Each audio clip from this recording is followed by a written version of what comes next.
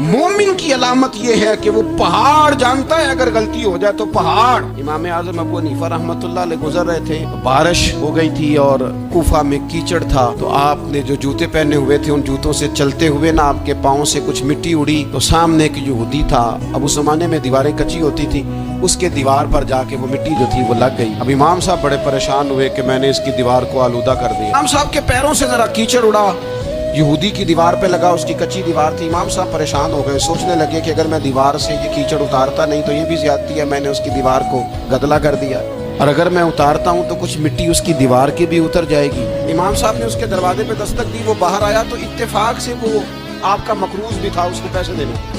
बाहर निकलते ही कहने लगा, ओहो आप तो कर्ज लेने आ गए, मेरे पास तो अभी गुंजाइश नहीं अदा करने की। तो इमाम साहब कहने लगे, तू कर्ज छोड़, वो मैंने माफ किया, मेरे से गलती हो गई है, मैं आ रहा था, वो मेरे पैरों से जरा कीचड़ उड़ा है, तेरी दीवार पे लग गया है। अब मैं बड़ी देर से खड़ा सोच रहा हूँ कि अगर मैं तेरी दीवार साफ ना करूँ तो मैंने ये मैली कर दी, गदली कर दी, ये भी बात दुरुस्त नहीं है, ज्यादती। और अगर मैं इसे साफ करता हूँ कच्ची दीवार से कुछ मिट्टी उतर जाएगी, तो ये भी ज्यादती है। अब तू बता मैं क्या करूं। बेमौसमा फल था ना ये। बंदा हैरान हो गया, गौर से इमाम साहब का चेहरा देखने लगा, कहने लगा, हुजूर पहले मैंने दीन सुना था, आज देखा है। आप वो मिट्टी के दीवार पर जो कीचड़ लग गया है, दीवार को बाद में साफ कीजिएगा, पहले कलमा पढ़ाएं ताकि मेरे अंदर का कुफर साफ हो जाए।